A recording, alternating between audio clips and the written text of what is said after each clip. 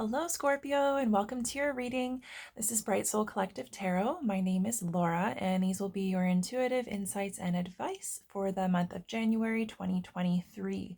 And because we're getting a late start recording these, I will extend the timeline a bit. So this will go through the remainder of January into the first week or so of February. And then that way that'll give us a buffer. You guys will be covered, and that'll give me some time to work on the February readings and get them out when the time comes. So this reading will be for Scorpio, Sun, Moon, and Rising. If you know all three of your placements, you can feel free to listen to any and all of the readings that apply, as each one may resonate for you differently. And as always, do keep in mind these readings are general in nature, so they're meant to apply to a more broad collective of individuals, which means not every detail that comes through will necessarily be for you. I highly recommend you take anything and everything that does resonate, however that makes sense for your personal situation. Use your discretion in knowing what's right or what's best for you, and you can simply leave the rest. So Scorpio, Happy New Year, Happy 2023. If you are a returning viewer, welcome back. I apologize, I was a little bit MIA the last couple of months. There was just a lot going on and I had to kind of pull my energy back and focus on myself and my family. I wasn't doing much in the way of energy work at that time, so I'm happy to be back. And if it's your first time joining me, welcome. Thank you for sharing this time and space with me. I'm super excited to be here and to take a look at what this month has in store for you. I have your oracle card here. It will get you some tarot cards. Once I've read your cards, I will share with you the channeled messages that I took some time to connect with before I got your card out and began this reading. And then we will finish off with a final oracle message and some affirmations to tie everything together. So right before we get into the card, I'm going to share with you the energetic impression that I was picking up on as I was connecting to your energy and preparing for this reading. It was really subtle. Almost like difficult to sense in a way, because it was just kind of like a very mellow vibe. Like not a lot going on, not a lot of like emotion. Like usually I pick up on like physical sensations, emotional like feelings, anxiety, stuff like that, but this was just a very mellow kind of calm energy. So I got the sense that maybe there isn't too much going on right now in your life, or maybe things are just slower than usual. So if things have been particularly crazy for a while, you might just be at like a normal day-to-day kind of level of busyness, but that might feel slower than usual, or things are actually just kind of slowing down. Maybe you're in a more restful period right now. And I got the sense that it was more of a focus on enjoyment. So focusing more on enjoyment and relaxation. It doesn't mean that you necessarily are able to do that to the max or as much as you would like to, but I got a sense that you might have a little bit more time, or you might be working to make a little bit more time to have that relaxation and that enjoyment. I got the sense that maybe there's a little bit more breathing room, or that's something that's more important to you this month. And then what I will say, like building on that, is that there's kind of a sense of like, if you have been feeling as though you've been tested lately, or things have been really challenging, or you've had just like a lot on your plate, then it might feel like that's less so this month. So because the vibe that I got, yeah, like I said, is very mellow. So it's like things are not necessarily like as great as they could possibly be. Like you're not maxed out in terms of being exactly where you want to be or having all of the things that you want. But you're not like in the heart of struggle kind of thing. So it's kind of just like a nice mellow energy that's letting you have an easier time just being instead of doing all of the time. Yeah, and so the word that kept kind of coming to mind was manageable. Like things are manageable, feeling manageable. So it's like, okay, we're good. And then on top of that, it was a sense of feeling settled in, or a bit more settled in. So that could be in any capacity. So yeah, that's what I picked up on. And we are going to take a look at your oracle message. Your card is building blocks for this month. So this is your theme, the energy that you're going to be working with this month that's highlighted.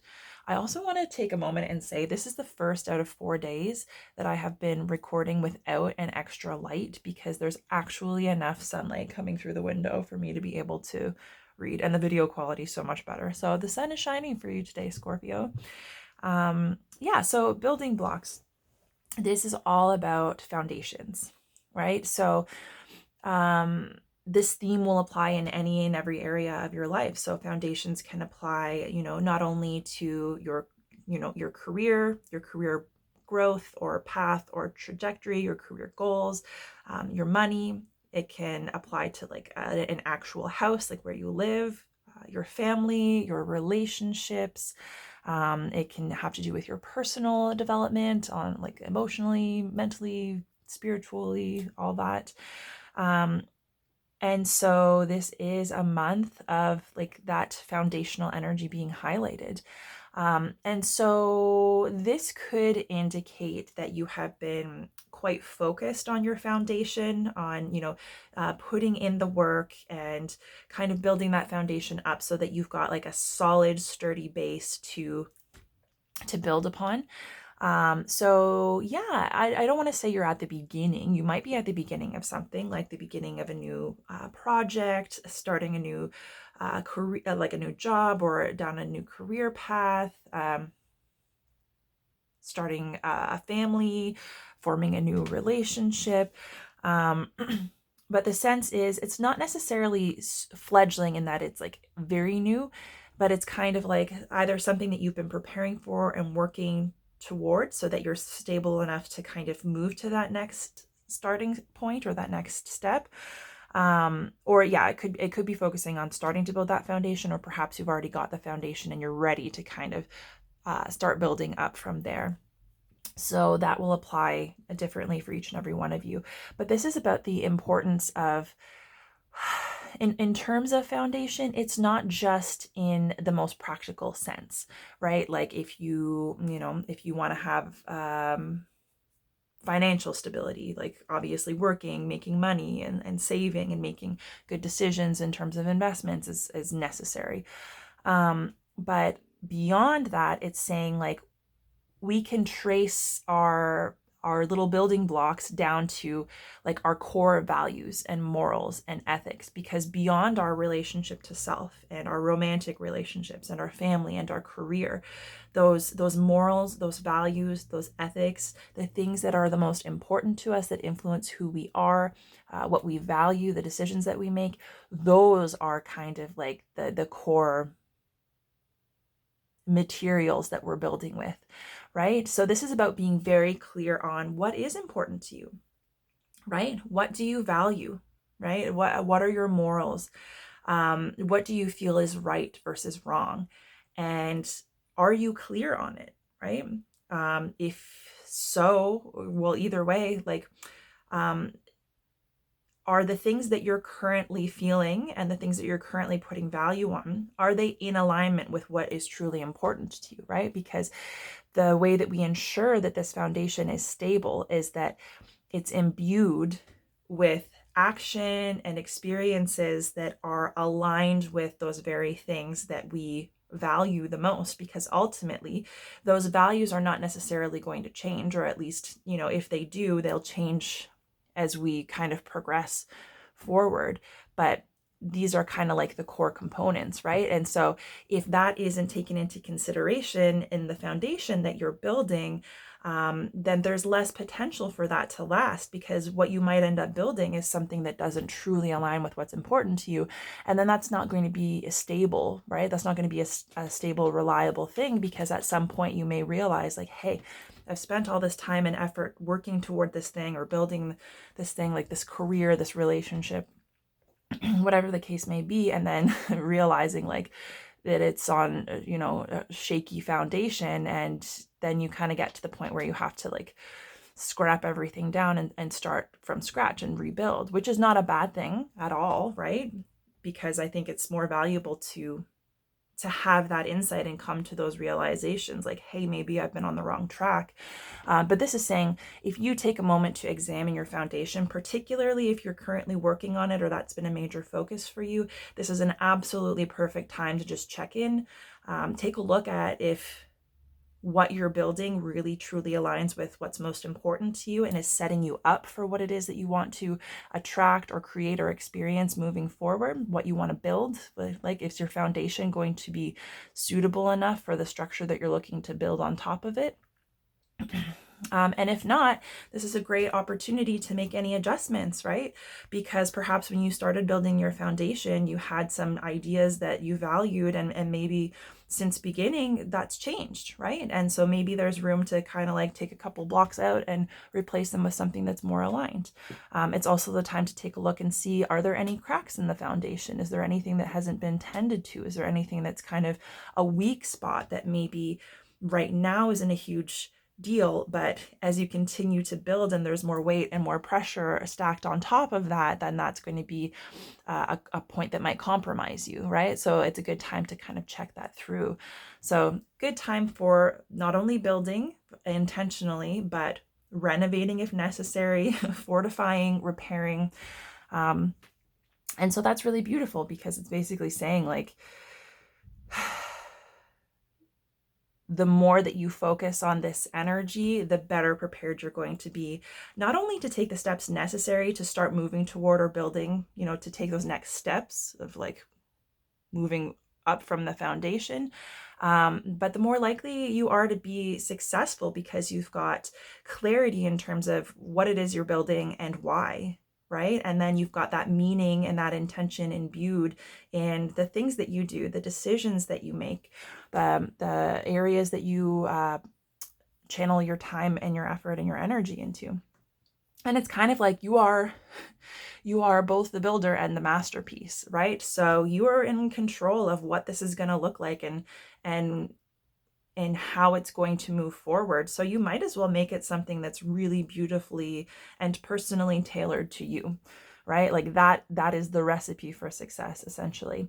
And the nice thing about building blocks coming up here foundationally is that this is also good for relationships, because it can mean that we are either connecting with, calling in, or attracting individuals who are kind of on the same page, or who we are able to have those like solid kind of relationships with, those solid interactions, those people who are going to kind of be like ride or dies, that are going to be really helpful and like long-lasting connections.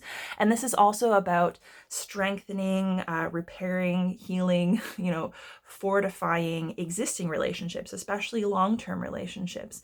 And it's recognizing that, even if you've been through some things that like maybe the foundation of the relationship has gone through a lot, maybe it's a little bit cracked, or maybe it's in a bit of disrepair, it's recognizing that this is a perfect opportunity to kind of bond and to work through and to strengthen those things, and to see like, wow, look at what we've created. And yeah, we kind of weathered a storm, but we can patch this up, and we can, continue to build something even bigger and more beautiful, right? So it's kind of like the recognition that you are stronger together than individually, and together you can collaborate to make something even bigger and more beautiful than you would necessarily make on your own, right? And that's not saying that you have to have a partner, or you have to have someone that you're building with, but if you're in a connection like that, in a long-term connection already, or that's something that's important to you, then that's highlighted in this case.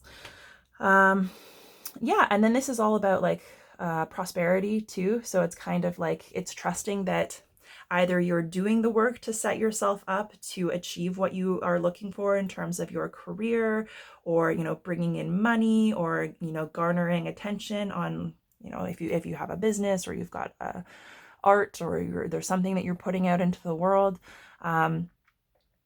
It's basically saying that like focusing on what you're doing right now and intentionally, building up this base. So yeah, it's like, it might be a little bit of a slow journey, or it might just be kicking off, or you might still be focusing on getting everything in line and getting everything prepared to be able to start building. So if someone were to look from the outside in, yeah, maybe it's incomplete. Like maybe it doesn't even look like you've started building, because you've just been focusing on the foundation, right? And so it could be something that's been long-term that you've been working on, that maybe It might be like, it doesn't have to be a sore spot, but there might be like a certain sense of it's taking a long time, or it's not obvious how much time and effort I've been putting into this and how successful it can be because it's been moving slowly. And this is just assurance that that is, if that's the stage that you're in right now, that that's really important, because that foundation that you're laying is the most integral part of the entire thing.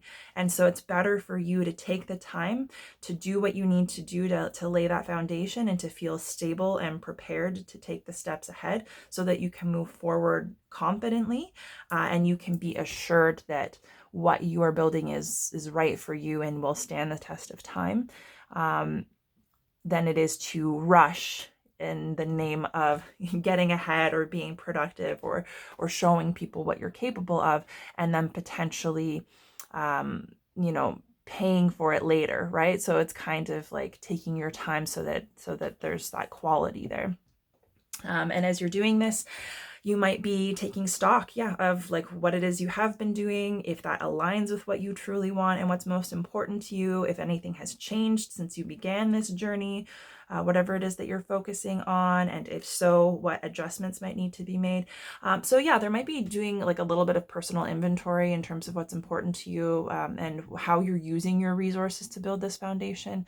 And because we've got 28, 2 and 8 is 10, and 10 is a number of endings. So it might be also a good time to recognize and leave behind anything that isn't serving you, anything that might be holding you back from or might be holding you back, or might be potentially compromising whatever it is that you're trying to build. So for example, if your end goal is X, but there's a part of you that doubts that you're capable of handling it, then that kind of energy will interfere, not only with your belief in yourself, but the decisions that you make. So it might be a really good time to just take stock of anything that's holding you back, anything that's making you question yourself, anything that isn't aligned with what it is that you're trying to create for yourself, because it's kind of like you've only got so much time, so much energy, you've only got so much in the way of resources, and you really deserve to use your personal discernment in delegating how much time and energy, how much of your resources are going to be used on what, right? Like how much you're working with and what you're going to do with it, so that you're not only feeding, like you're not feeding your energy into things that ultimately aren't that important, that might be taking energy away from things that are. And so also that you're not overdoing it and burning yourself out, trying to constantly do more than you have the resources to do. So it's a good time to let go of anything that doesn't have a place moving forward, so you can use your energy and your time wisely, and so that you have room to invite more in as you continue to build and ascend on whatever path this is, in whatever capacity this resonates for you. So we're going to get your tarot cards for this month. Your first card is going to represent your challenge for the month, which you have the Six of Swords. And then your second card is going to be your advice for overcoming or working through this challenge energy. Okay, we've got the Ace of Cups, and at the bottom of the deck is the Magician. All right, interesting. So with the Magician showing up at the bottom of the deck, this is kind of like the underlying energy that is influencing this progression for this month. So it could be something from the past, like near past or deep past. It could be something that's happened recently that, you're still working through or focusing on. But the Magician is a very empowered energy of recognizing that, our intentions are powerful. And that our intentions and how we think about ourselves and like the things that we value and that we believe, that influences us. It influences the way that we take action in the physical world, which influences, what ends up coming back to us. So the Magician is kind of a master manifester or a master builder, right? And it's a recognition that inevitably, if you come up with an idea and make a decision to act on it, that is you taking something from like out in the ether, right? Something that is just existing in your mind, like a little spark of inspiration, and channeling that through your body. And you're making that real in some way by taking physical action in the world. So that is the first step of manifestation. And then you doing that impacts your external environment and your experience. And then that inevitably kind of comes back to you, like either the thing that you've taken action on or created, takes off, and then you kind of continue along that path, or maybe it doesn't turn out the way that you expected and you have to hone and refine it, or maybe that opens another door to another kind of opportunity. But it's basically saying, like, it's a continuous like feedback loop of us being inspired, taking action, impacting our external environment, and then seeing what comes back to us, adjusting to that, and continuing that process, right? And so what we put out greatly impacts the experience that we have and what comes back to us. And so what we're focusing on at that time, whether we're acting from a place of love and inspiration, or we're acting from a place of fear, that is motivating the decisions that we're making and the actions that we're taking. And so that energy is imbued in what we're putting out there, and then ultimately what comes back to us. So it's beautiful because it's kind of like you are the master in the sense that at any time you can change your mind, right? And at any time you can change, like you can move from a place of fear into a place of love, and that will change the way you're impacting your environment and what comes back to you as a result. But above all, this is a very strong belief that you have the capacity to manifest. You have the capacity to build and to create and to have ideas, take action on those ideas, and see those ideas come to life in one way or another. And so maybe this is something consciously that you already know or are aware of. Maybe it's something that you've been wanting to work on or hone. Maybe like you're already doing it, or maybe it's something that you have done, but you just haven't thought about it in that way.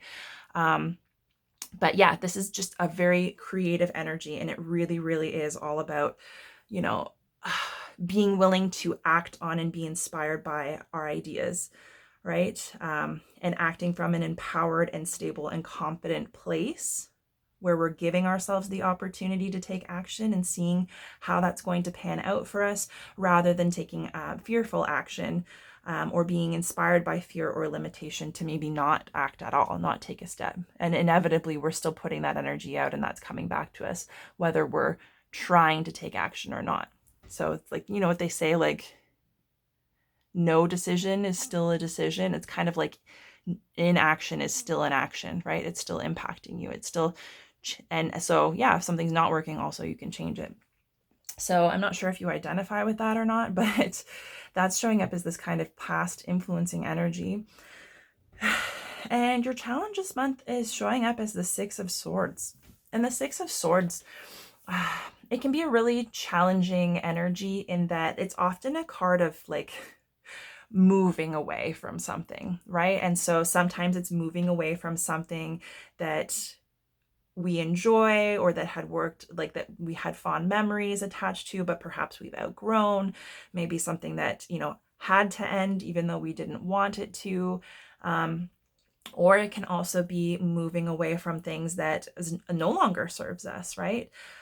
So whether it is moving away from something that you view positively or negatively, it can still be a difficult energy to work through, right? Like leaving something behind or kind of sailing off into the unknown, particularly if you're in rough water, right? Because this is kind of about, being in the midst of a storm, being in rough water and having to just kind of, batten down the hatches and make it through. But the Six of Swords is about leaving that energy, right? So it's like in order to reach land, you kind of have to sail through the storm. In order to reach calmer water, you can't just, if your boat is in the middle of the sea and you're stuck in the swells, like, there's no real way to take yourself out of that. So you might have been in a position where you felt particularly tested. Maybe things were really tumultuous and it was kind of just survival mode, right? There's not necessarily anything that you can do to control the direction that you're going in. You don't really have any power to stop what's going on. You just have to do your best to work through it. And as a result of being in those like rough and stormy waters, you can have some difficult thoughts that start to pop up, right? Some negative thoughts, some limiting beliefs, some fears. Um, and sometimes being in those stormy waters, it's tough to envision how that's going to end, or if it would end, or if you're going to be able to make it through, right? There might be doubt as to your strength or your ability to kind of handle that energy, and to kind of just make it through to calmer waters. And it's kind of recognizing that everything is, and what I would say in response to that is like, everything is temporary, right? Like change is the only constant. So no matter what we're experiencing, whether it's positive or negative, it will eventually change, right? So if you're still in the thick of that struggle, or perhaps you've just come out of it, but you're kind of still working through the energy, like you're still in that space as a result of how it's impacted you, it might be that the experiences that you've had, and perhaps the doubt or the fear or the limiting beliefs, and like this can be just anything that isn't serving or empowering you in terms of your thoughts, and the way that you talk about yourself, the way you talk about life, your perceptions and beliefs. It's kind of having to say like, yes, I've been through it, but I'm not going to commit to believing something that's limiting, right? I'm not going to commit to like allowing that being caught in that storm to become my identity and to kind of taint my view of myself or what's possible for me. Yeah. And so it's kind of like trusting that you are coming, like that you're getting through the worst of it, and that's going to bring you to calmer waters where you can rest and recuperate. Or if you're already in that kind of energy, that inevitably, when we go through things like that, there is some work to be done. There is some processing. There is some reevaluation in terms of, how it's impacted us and our beliefs. And if we truly align with those challenging thoughts that are coming up, if they're serving us, if that's what we want to imbue into these building blocks that we're placing. So that might be a challenge for you, is either believing that that you will weather the storm and you're coming out of it, or if you have already come out of it, that you can get yourself back onto solid ground and a place where you are feeling more aligned and more empowered, like more in control of your thoughts and your feelings. And this can also be actual like moving or relocation. So you might be moving, you might have moved. That could be like in terms of where you live, that could be jobs. It could be some kind of like travel that this is associated with. And so it's also kind of assessing like, if you're coming from rough waters into calm waters, right? And especially when it comes to this, like building this foundation, she's got baggage here, right? So it's kind of like working through that baggage. What have you brought with you on your journey, which maybe was essential and important to you before you got in this boat, and maybe no longer serves you now that you have weathered this massive storm, and maybe your perspective has changed, and now you're getting back into calm waters or getting onto dry land, and you're finding your feet again. Like what baggage can be left behind, right? It served its purpose at the time, but it may not be helpful to have your arms full of that moving forward. Like it might not serve you moving forward, and it needs to be kind of like lovingly laid down so that you can open your arms to receive more, right? And your advice for working through this energy is the Ace of Cups, which is an opportunity for love, right? An opportunity for a new connection to love, a new experience of love, a new take on love. It could be a new romantic relationship. It could be renewal in a romantic relationship. It could have to do with, friendships and families. But this is all, and first and foremost, this is about self-love. Right? And so I think that taking a look at everything that you've experienced, especially if you do relate to kind of being in stormy waters or in stormy weather, and having to kind of just get by, having a lack of control. It's kind of taking a look at what you've been experiencing, what you've been doing, all that you've accomplished, right? And instead of focusing on the ways that you feel like you've struggled, or the ways you haven't felt enough, or the way that you've been impacted by fear, or the things that you found to be challenging, right? It's taking a look at yourself from a place of love, right? Recognizing your strengths, recognizing what you've overcome, recognizing that regardless of what has happened and what you've been through, that you are still inherently worthy of love, your own love and attention and understanding first and foremost, but also from others. And so this can be really, really leaning into self-love, self-care, self-acceptance, the things that make you feel good about yourself. If you know your love languages, like the way that you give and receive love, that could also be a major thing to kind of speak on, especially in relationships, right? Because that kind of gives us a frame of reference for understanding each other, because sometimes the way that we like to give and receive love is different from others around us. And so they're not supporting us in the way that we need to be supported. So that's something, but this is kind of like an overflowing opportunity. Like it's like a new lease on love. And this is also examining, do you have any blocks when it comes to giving and receiving love, right? Because we kind of have to fortify ourselves to a place where we're not only willing to give the best, the best of ourselves, the best and the most loving energy to others, but we have to be willing to give the best that we have to give to ourselves first, and to know that we deserve to receive it. We deserve to experience it. We deserve to benefit from it. It's filling your own cup, right? And the thing that just kind of popped into my head is like, put your oxygen mask on before you help somebody else, right? And so I will say, like, conservatively, that it also may be a time to kind of prioritize yourself, be a little bit selfish. If you do not identify as a selfish person and it's difficult for you to prioritize yourself or to do the things that are the most important to you or that really fill you up and make you feel happy and aligned and worthy, if you feel guilty doing that, this is your sign to say, like, self-care, self-love, taking responsibility for your well-being and ensuring that you're treating yourself with love and kindness is your first responsibility, right? Because this cup, if you can work and do what you need to do for yourself to keep it full, you are always going to have enough to give others. You are always going to be able to give them love and support and to take care of them and to invest in them, and then to receive what they have to give you in return.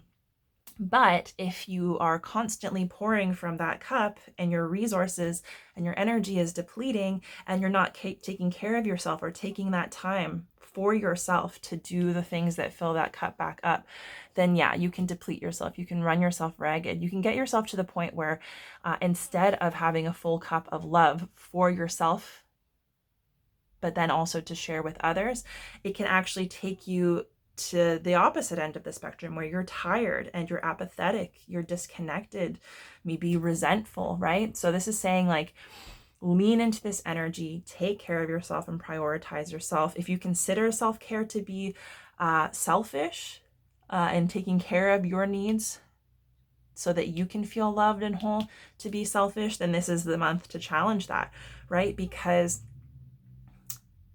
if that is a block that you've got, or that's a value that you inherently are holding on to, whether consciously or not, that is being imbued into the foundation that you're building. So if you're saying, like, everyone else is worthy of love and they are worthy of my time and attention and I should take care of and love everybody else, but you don't feel that way about yourself, then everything that you're building in your life is based on the fact that you are only meant to give and not meant to receive. And so sometimes by accident, unconsciously, we can create a life for ourselves where there's not really a lot of room for us, right? Because we're not acknowledging that we're valid and that we're important and that we have needs. And so the actions that we're taking are building a reality that says that we don't need these things and that we don't deserve these things. And inevitably, we create circumstances where we're interacting with people that don't think that we need these things, or we've created an environment where there's just no possibility for us to do that because we haven't factored it into what we're building, right? So be moved by love, love yourself, take care of yourself, and that is really going to help you navigate the stormy waters and to kind of deal with the aftermath of whatever this challenging energy for you has been. I'm going to take a moment to share with you the channeled messages that came through. The first one was Sitting on the Dock of the Bay. So the Otis Redding song. You may already know this song or have a connection to it. I highly recommend after this reading is done that you take a moment to listen to it, read the lyrics, see how it resonates for you. So it's like a very chill vibe, like a relaxing song. And like the initial kind of vibe that I was picking up on, it was just like, just being there, existing in the moment. Because it's like he's just sitting there from morning till night, wasting time, not doing anything. And then when I took a look at the lyrics, there's also like a little bit of sadness, like a little bit of hopelessness. Like I'm sitting here doing nothing because I feel like, nothing's coming my way. Nothing's going to work out for me, or I can't do what people tell me to do. So I might as well do nothing. Right. And I think it's about recognizing the value of rest and relaxation, being in the moment, not doing anything, taking time for yourself. You can view it as wasting time. And if you view it as wasting time,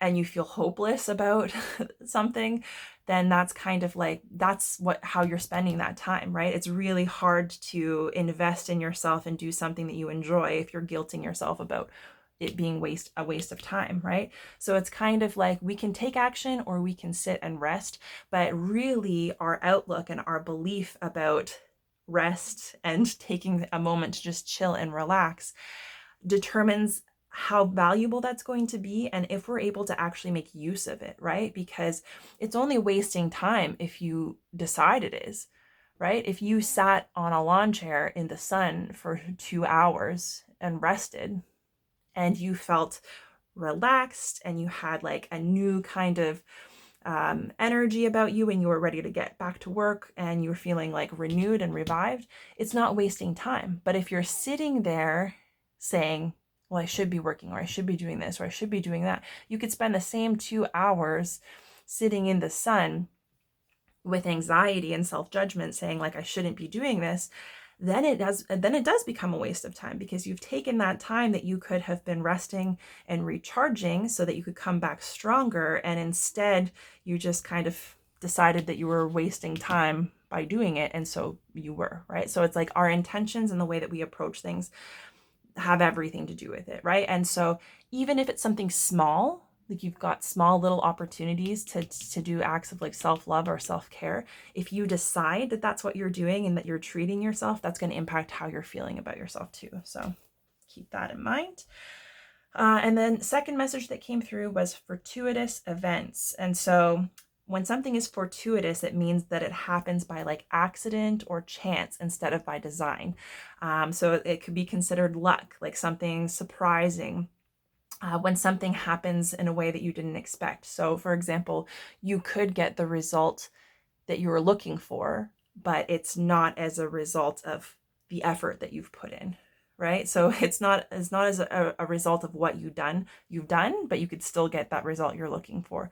Or it could be, just like, coming across an opportunity, running into the right person, to connect you with a resource that you need, being in the right place at the right time. And so it's like you might expect things to happen in a certain way, and they could happen in that way, but they also might not, right? So if you've got like an end goal in mind and you're like, I'm going to do A, B, C, D to get there, this is saying that like a fortuitous event might be, you still get to that end goal, but in a way that you couldn't possibly predict, you couldn't possibly plan for, right? It's just something like, a period of alignment. So it's also about not limiting yourself to what can happen and how, because there are so many ways that things can unfold if we're open-minded and we're flexible about adjusting as things come up. And there was also something that came up about like thanking your lucky stars and or feeling as though you're receiving signs and synchronicity. So that might be something worth keeping in mind this month. And we're going to get you, oh, that was quick, one last oracle message. And it's funny, I looked at this card because it had fallen out as I was pre-shuffling your deck, and I was like, I wouldn't be surprised. And here it is. Priestess, how are you being called to step up and lead? So I'm going to read this directly from the guidebook, and you guys can decide how it applies or how it resonates for you. It might give you, more to think on, especially when it comes to building a foundation. It might not just be you involved in this foundational work. You might have a partner, it might be family. So it might be up to you to kind of lead. So yeah, Priestess, how are you being called to step up and lead? The Priestess is a teacher dedicated to service, freedom, and leadership. You don't need to have it all together to lead. In fact, it helps if you don't. No one wants a perfect angel who hasn't made any mistakes. Let your life be your message. Don't underestimate the power of sharing your story. It's by hearing someone else's journey that we feel less alone. We realize that we're actually all in this thing called life together. The difference between a follower and a leader is that a leader has the courage to go first. In stepping out, they shine a light on the path for others to venture forward too. Don't fret too much about trying to work out who is your tribe. Don't get stuck in age, income, and hobbies or occupation. The best way to discover your tribe is to look in the mirror. If you feel called to lead, chances are it's because at some point in your life you longed for someone to lead you. Your tribe are longing for exactly the same thing as you were and are, and might only be one step behind you. Hell, they may even be right alongside you. You don't need anyone's permission, just the courage to stand up. Embrace your struggles, the peaks, the troughs. You don't need to know the way, just believe that there might be a different one. Your tribe is waiting for you. Step forward so they can find you. And then there's an inquiry, so a couple of questions to ask yourself, and maybe it might be worth kind of meditating or journaling on these if you feel so inclined. So the first is, how are you being called to step up and lead?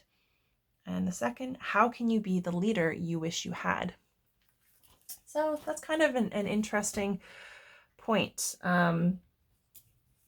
Yeah, there might be something that you've been working on that involves you sharing something that's important to you, talking about your experiences. Perhaps the things that you have struggled with may feel very personal to you and may feel like you're the only one, but it might be, that there is a benefit in you talking about your life and talking about your experiences and what you've been through and what has drawn you to this place, because there could very well be people that are in a very similar position to you that don't have support. So if you're feeling like under supported, or you wish you had somebody to help you through the difficult things that have been going on,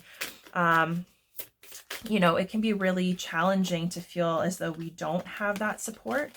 But, it's recognizing that you may be able to provide that for someone else. So it's like, the struggle about being a leader in that capacity is like we have to venture out alone. And sometimes we experience things on our own and we don't have that support system, and we don't have people to kind of normalize or validate that for us.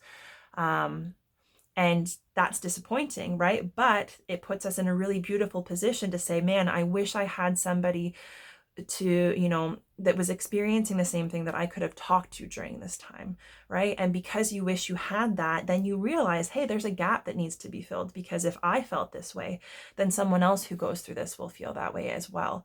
And I could be that person for them. And not only would that person benefit from having you share your experiences, but you would benefit too, because it can be a really cathartic thing to share our life experiences and talk about what we've been through, and provide support to other people who we can empathize with, right? It's a really It's a really kind of beautiful energy to be able to be a part of. So if that's something that you've thought about or something that resonates, it might be worth doing some kind of delving into, because it seems like you might have something to share that other people can benefit from. And it might just be recognizing and being willing to put that out there. So your first affirmation: sleep is a spiritual practice. So make sure you're getting sleep and getting your rest, right? That is a form of self-love and self-care. And also, if you are a sensitive or spiritual person, it's not just, it's not just physically and mentally and emotionally that we're impacted by a lack of sleep, but also spiritually as well. So that comes down to, being able to connect with your intuition. If you're somebody who's a sensitive, like, to connect with spirit or, and universal wisdom, if that's what you're into, right? And then the qualities I dislike in others are disowned parts of my shadow. So if you are feeling at all triggered, if there are difficult individuals in your life, or if that's something that's highlighted this month, it's like people that you don't like or you don't agree with. It doesn't mean that you have to act on that or express that to those people, but it's just saying, like, this is just a point for you to realize that a lot of the things that we are triggered by and that we react to in other people, it doesn't have much to do with them. It's just those are parts of ourselves that we don't like, that we've tried to disconnect ourselves from, right? Our shadow. So our shadow doesn't need fixing. It just kind of needs acknowledgement, right? That we're always going to have that duality. There always is that light and dark. And that usually the things in our shadow, that we perceive it to be negative, and it can impact us in challenging and, challenging ways and manifest in harmful ways. But a lot of times it's just that we're scared to connect to it. And a lot of times it's just rooted in fear or, past events or traumas. And usually it just needs like a little bit of healing, a little bit of love and light and understanding brought to it, not to fix it or change it, but just to help you accept it and to help you move through the ways that it might influence you negatively. So it's reminding yourself that the people around us are mirrors. So the things that we appreciate in them are things that we also have and appreciate and should appreciate about ourselves. And similarly, the things that we don't like or are triggered by are representative of our own qualities that maybe we don't like and we have been avoiding kind of integrating into our awareness, right? We can't be all positive or all negative. It's all about finding that balance and accepting that no matter what, we're always going to have that duality. So I am going to leave your reading here, Scorpio. I hope you enjoyed. I hope this was helpful for you all. If you did find this reading to be helpful at all, the best way to support me is to like this video on YouTube. You can leave me a comment, let me know what you think or how it resonated. Beyond that, if you know anyone that might be interested in my readings, you can forward my channel or my content to them. And if you haven't already, make sure you hop on over to my channel at Bright Soul Collective Tarot, check out my other readings, and hit subscribe if you're not already subscribed. Clicking that little bell icon in addition will ensure you're signed up for notifications, and that'll keep you up to date on new videos as they're posted. So Scorpio, I hope this is a beautiful month for you. It's been an absolute pleasure reading for you. I'm super excited to connect with you guys again and read for you again in the future. And in the meantime, I'm wishing you all the very best.